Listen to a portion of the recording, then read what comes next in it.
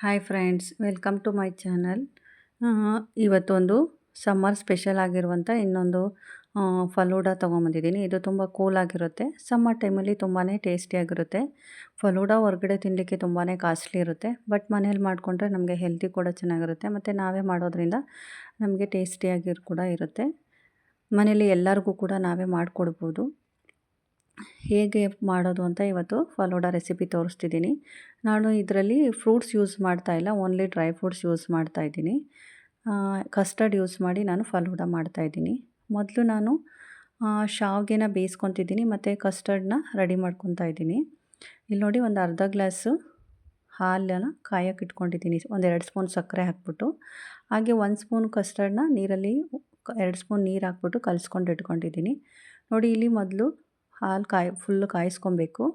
ಕಾಯಿಸ್ಕೊಂಡಾದ್ಮೇಲೆ ನಾವು 1 ಸ್ಪೂನು ಕಸ್ಟರ್ಡನ್ನ ಕಲಿಸ್ಕೊಂಡಿರ್ತೀವಲ್ಲ, ಅದನ್ನು ಇದಕ್ಕೆ ಹಾಕಬೇಕು. ಹಾಲನ್ನ ಸಕ್ಕರೆ ಹಾಕಿ ಕಾಯಿಸ್ಕೊಂಡಿರಬೇಕು. ನೋಡಿ, ಈ ರೀತಿ ಸ್ವಲ್ಪ ಗಟ್ಟಿಗಾಗುತ್ತೆ.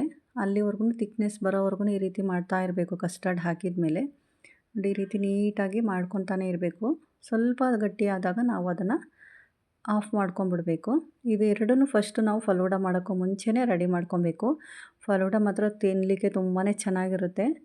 ಒಂದು ಸಲ ಮನೇಲಿ ಮಾಡಿ ನೋಡಿ. ನೋಡಿ, ಈ ರೀತಿ ಥಿಕ್ನೆಸ್ ಬರಬೇಕು. ಪೇಸ್ಟ್ ಥರ ಬರುತ್ತೆ ಒಂದಿವ್ಸ. ಅಲ್ಲಿವರೆಗೂ ನಾವು ಬೇಯಿಸ್ಕೊಬೇಕು ಕಸ್ಟರ್ಡ್ ಹಾಕಿದ ಮೇಲೆ ಹಾಲನ್ನ. ಇವಾಗ ಆಫ್ ಮಾಡಿ ಅದನ್ನು ಸಪ್ರೇಟ್ ಮಾಡ್ಕೊಬೇಕು. ನೋಡಿ, ಇಲ್ಲಿ ನೀರು ಕಾಯ್ಲಿಕ್ಕೆ ಇಟ್ಟಿದ್ದೆ. ಸ್ವಲ್ಪ ಸಾಲ್ಟ್ ಹಾಕಿದ್ದೆ ಅಷ್ಟೇ ಇದಕ್ಕೆ ನಾನು ತುಂಬ ರೋಸ್ಟೆಡ್ ಶಾವಿಗೆ ತೊಗೊಂಡಿದ್ದೀನಿ. ರೋಸ್ಟೆಡ್ ಶಾವಿಗೆ ತುಂಬ ತೆಳ್ಳಗಿದೆ ಇರುತ್ತಲ್ಲ, ಅದು ತೊಗೊಂಡಿದ್ದೀನಿ. ನೀವು ನಾರ್ಮಲ್ ಆಗಿರುವ ಶಾವಿಗೆ ಪಾಯಸ ಮಾಡ್ತೀವಲ್ಲ, ಆ ಶಾವಿಗೆ ಕೂಡ ತೊಗೊಂಡು ನಾವು ಈ ರೀತಿ ಮೊದಲು ಬೇಯಿಸ್ಕೊಂಡು ಇಟ್ಕೊಬೇಕಾಗುತ್ತೆ ಶಾವಿಗೆನ. ನಾನು ತುಂಬ ತೆಳು ಬರುತ್ತಲ್ಲ, ಶೀರ್ಕೊಂಬಾಗೆಲ್ಲ ಯೂಸ್ ಮಾಡ್ತಾರಲ್ಲ, ಆ ಶಾವಿಗೆನ ಯೂಸ್ ಮಾಡ್ತಾಯಿದ್ದೀನಿ ನಾನು. ಇದು ತಿನ್ಲಿಕ್ಕೆ ಚೆನ್ನಾಗಿರುತ್ತೆ ಮತ್ತು ಉದ್ದುದ್ದಾಗಿರುತ್ತೆ ಅಂತ ಈ ಶಾವಿಗೆನ ನಾನು ತೊಗೊಂಡಿದ್ದೀನಿ. ಇದು ಸಿಗಲಿಲ್ಲ ಅಂದರೂ ಪರವಾಗಿಲ್ಲ, ನಾರ್ಮಲ್ ಶಾವಿಗೆನ ಈ ರೀತಿ ಬೇಯಿಸ್ಕೊಂಡು ಸಪ್ರೇಟ್ ಮಾಡಿ ಇಟ್ಕೊಂಡ್ಬಿಡ್ಬೇಕು. ಇದೆರಡು ರೆಡಿ ಆದಮೇಲೆ ನೋಡಿ, ಬೇಯಿಸ್ಕೊಂಡಿರುವಂಥ ಶಾವಿಗೆ ಮತ್ತು ಕಸ್ಟರ್ಡ್ ರೆಡಿ ಮಾಡ್ಕೊಂಡಿದ್ನಲ್ಲ, ಅದನ್ನು ತಣ್ಣಗಾಗಬೇಕು. ಯಾವುದನ್ನು ಬಿಸಿ ಯೂಸ್ ಮಾಡೋಂಗಿಲ್ಲ. ನೋಡಿ, ನಾನು ದ್ರಾಕ್ಷಿ, ಗೋಡಂಬಿ, ಬಾದಾಮಿನ ಕ್ರಷ್ ಮಾಡಿ ಅಂದರೆ ಕುಟ್ಬಿಟ್ಟು ಇಟ್ಕೊಂಡಿದ್ದೀನಿ. ಹಾಗೆ ಜೆಲ್ಲಿನ ಕಟ್ ಮಾಡಿ ಇಟ್ಕೊಂಡಿದ್ದೀನಿ. ಟೂಟಿ ಫ್ರೂಟಿ ಸ್ವಲ್ಪ ಯೂಸ್ ಮಾಡ್ತಾಯಿದ್ದೀನಿ. ನೋಡಿ, ಇದು ಕಾಮ ಕಸ್ತೂರಿ ಬೀಜ ಅಂತಾರ, ಅದನ್ನು 1 ಸ್ಪೂನು 1 ಗಂಟೆ ಮುಂಚೆ ನೆನೆ ಹಾಕ್ಕೊಂಡಿದ್ದೀನಿ. ಹಾಗೆ ಅರ್ಧ ಗ್ಲಾಸು ಹಾಲು ಹಾಕ್ಕೊಂಡಿದ್ದೀನಿ. ಕಾಮ ಕಸ್ತೂರಿ ಬೀಜ ಇಲ್ಲ ಅಂದರೂ ಸಿಯಾ ಸೀಡ್ಸ್ ಬರುತ್ತಲ್ಲ, ಅದನ್ನು ಕೂಡ ಯೂಸ್ ಮಾಡ್ಕೊಬೋದು. ಬಟ್ ಕಾಮ ಕಸ್ತೂರಿ ಬೀಜ ಇರುತ್ತಲ್ಲ, ಅಂಗಡಿಯಲ್ಲಿ ಸಿಗುತ್ತೆ. ಬಟ್ ಅದು ದೇಹಕ್ಕೆ ತುಂಬಾ ತಂಪು. ಬನ್ನಿ ಈಗ ನೋಡೋಣ ಫಲೂಡ ಹೇಗೆ ಮಾಡೋದು ಅಂತ. ಫಸ್ಟು ಲೇಯರ್ ಬೈ ಲೇಯರ್ ಎಲ್ಲ ಹಾಕ್ಕೊಬೇಕಾಗುತ್ತೆ. ಮೊದಲು ನಾನು ಕಸ್ಟರ್ಡ್ನ ಹಾಕ್ಕೊತಿದ್ದೀನಿ. ಸ್ವೀಟ್ ಇರುತ್ತೆ ಇದು, ಸ್ವಲ್ಪ ಸಕ್ಕರೆ ಹಾಕಿರ್ತೀವಲ್ಲ ಹಾಗಾಗಿ. ಅದಾದಮೇಲೆ ನಾನು ಕಾಮ ಕಸ್ತೂರಿ ಬೀಜ ನೆನೆ ಹಾಕಿರ್ತೀನಲ್ಲ, ಅದನ್ನು ಹಾಕ್ಕೊತೀನಿ. ಕಾಮ ಕಸ್ತೂರಿ ಬೀಜ ಸಮ್ಮರ್ ಟೈಮಲ್ಲಂತೂ ತುಂಬಾ ಬಾಡಿಗೆ ಕೋಲ್ಡಾಗಿಡುತ್ತೆ. ಸೊ ಹಾಗಾಗಿ ಈ ಫಲೂಡ ಕೂಡ ಸಮ್ಮರ್ ಟೈಮಲ್ಲಿ ತಿನ್ನೋದ್ರಿಂದ ಹೆಲ್ತಿ ಕೂಡ ತುಂಬಾ ಒಳ್ಳೆಯದು. ಡ್ರೈ ಫ್ರೂಟ್ಸ್ ಕೂಡ ನೋಡಿ, ಡ್ರೈ ಫ್ರೂಟ್ಸ್ ಹಾಕ್ಕೊತಾ ಇದ್ದೀನಿ. ಹಾಗೆ ಬೇಯಿಸ್ಕೊಂಡಿರೋಂಥ ಶಾವಿಗೆನ ನಾನು ಕಟ್ ಮಾಡಿ ಹಾಕ್ತಾಯಿದ್ದೀನಿ. ಇದು ತುಂಬ ತೆಳ್ಳಗಿರೋದ್ರಿಂದ ಅಂಟ್ಕೊಂಡಿದೆ. ನೀವು ನಾರ್ಮಲ್ ಶಾವಿಗೆ ಕೂಡ ಮಾಡ್ಕೊಬೋದು. ಇದು ತಿನ್ನುವಾಗ ಉದ್ದುದ್ದವಾಗಿ ಸ್ವಲ್ಪ ತೆಳ್ಳಗಿರೋದ್ರಿಂದ ತಿನ್ನುವಾಗ ಚೆನ್ನಾಗಿರುತ್ತೆ. ದಪ್ಪ ಇದ್ದರೆ ಸ್ವಲ್ಪ ಬಾಯಿಗೆ ಸಿಕ್ಕೋ ಥರ ಆಗುತ್ತೆ ಅಂತೇಳಿ ನಾನು ಈ ಶಾವಿಗೆನ ಯೂಸ್ ಮಾಡ್ತಾಯಿದ್ದೀನಿ ಅಷ್ಟೇ. ನೋಡಿ, ಶಾವಿಗೆ ಬೇಯಿಸ್ಕೊಂಡಿರುವಂಥ ಶಾವಿಗೆನ ಹಾಕ್ಕೊಬೇಕು. ಇದನ್ನು ಲೇಯರ್ ಬೈ ಲೇಯರ್ ಹಾಕ್ಕೊಂಡು ಲಾಸ್ಟಲ್ಲಿ ನಾವು ಐಸ್ ಕ್ರೀಮ್ನ ಯೂಸ್ ಮಾಡಬೇಕಾಗುತ್ತೆ. ಇದಕ್ಕೆ ಐಸ್ ಕ್ರೀಮ್ ಕೂಡ ಬೇಕಾಗುತ್ತೆ. ನೆಕ್ಸ್ಟ್ ನೋಡಿ, ಮತ್ತೆ ನಾನು ಕಸ್ಟರ್ಡ್ನ ಹಾಕ್ಕೊತಾ ಇದ್ದೀನಿ.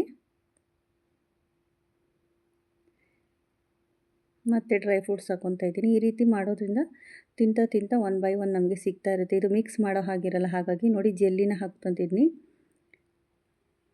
ಹಾಗೆ ಟೂಟಿ ಫ್ರೂಟಿ ಕೂಡ ಸ್ವಲ್ಪ ಹಾಕ್ತಾಯಿದ್ದೀನಿ. ಮತ್ತು ನಾನು ಸಬ್ಜಾ ಸೀಡ್ಸ್ನ ಹಾಕ್ತಾಯಿದ್ದೀನಿ. ಕಾಮ ಕಸ್ತೂರಿ ಬೀಜ ಅಂತಾರೆ. ಇದು ನೆನೆಸ್ಬಿಟ್ಟೆ ಹಾಕಬೇಕಾಗುತ್ತೆ. ಹಾಗಾಗಿ 1 ಅವರ್ ಮುಂಚೆ ಅಥವಾ 2 ಅವರ್ಸ್ ಮುಂಚೆ ಇದನ್ನು ನೆನೆ ಇಟ್ಕೊಂಡ್ರೆ ಸಾಕು. ಇದನ್ನು ಮಾಡೋಕ್ಕೂ ಮುಂಚೆ ನಾವು ಕಸ್ಟರ್ಡ್ನ ರೆಡಿ ಮಾಡ್ಕೊಬೇಕು. ಹಾಗೆ ಕಾಮ ಕಸ್ತೂರಿ ಬೀಜನ ನೆನೆ ಹಾಕಿ ಇಟ್ಕೊಂಡಿರಬೇಕು. ನೋಡಿ, ಈಗ 2 ಲೇಯರ್ ಆದಮೇಲೆ ನಿಧಾನಕ್ಕೆ ಹಾಲು ಹಾಕಬೇಕು. ತುಂಬ ಜೋರಾಗಿ ಹಾಕಬಾರ್ದು, ತುಂಬ ನಿಧಾನವಾಗಿ ಹಾಲು ಹಾಕಬೇಕು. ಇದಾದಮೇಲೆ ಮತ್ತೆ ಲೇಯರ್ನ ಮಧ್ಯದಲ್ಲಿ ಹಾಲಿರಬೇಕು.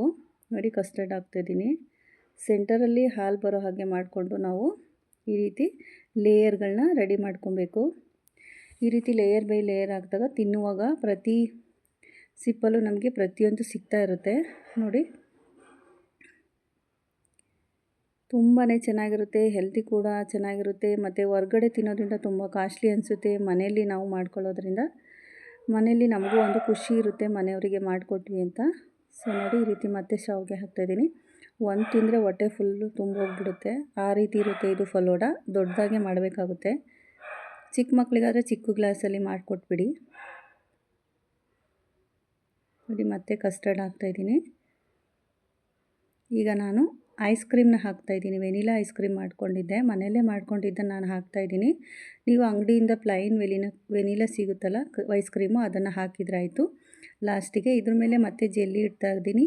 ಆಮೇಲೆ ಟೂಟಿ ಫ್ರೂಟಿ ಹಾಕ್ಕೊತಾ ಇದ್ದೀನಿ, ಮತ್ತು ಸ್ವಲ್ಪ ಡ್ರೈ ಫ್ರೂಟ್ಸ್ನ ಹಾಕ್ಕೊತಾ ಇದ್ದೀನಿ. ಈಗ ನಮಗೆ ಫಲೂಡ ತಿನ್ನಲಿಕ್ಕೆ ರೆಡಿ ಆಯಿತು ನೋಡಿ, ಎಷ್ಟು ಚೆನ್ನಾಗಿ ರೆಡಿಯಾಗಿದೆ. ಫಲೂಡ ರೆಸಿಪಿನ ಸಮ್ಮರ್ ಟೈಮಲ್ಲಿ ಮಾಡಿದ್ರೆ ತುಂಬಾ ಚೆನ್ನಾಗಿರುತ್ತೆ. ಕಾಮ ಕಸ್ತೂರಿ ಬೀಜ ಆಗಿರ್ಬೋದು, ಐಸ್ ಕ್ರೀಮ್ ಆಗಿರ್ಬೋದು, ತುಂಬ ಕೋಲ್ಡಾಗಿ ಎಲ್ಲದು ತುಂಬ ಚೆನ್ನಾಗಿರುತ್ತೆ ತಿನ್ನೋಕ್ಕೆ. ಲೇಯರ್ ಬೈ ಲೇಯರ್ ಹಾಕೋದ್ರಿಂದ ತಿನ್ನುವಾಗ ಎಲ್ಲೂ ನಮಗೆ ಯಾವುದೂ ಮಿಸ್ ಆಗೋದಿಲ್ಲ, ತುಂಬಾ ಟೇಸ್ಟಿಯಾಗಿರುತ್ತೆ. ಒಂದ್ಸಲ ಮನೇಲಿ ಎಲ್ಲರಿಗೂ ಮಾಡಿಕೊಡಿ, ತುಂಬಾ ಇಷ್ಟಪಡ್ತಾರೆ. ಹಾಗೆ ಟ್ರೈ ಕೂಡ ಮಾಡಿ, ಸಮ್ಮರ್ ಟೈಮಲ್ಲಿ ತುಂಬ ಚೆನ್ನಾಗಿರುತ್ತೆ. Thank you.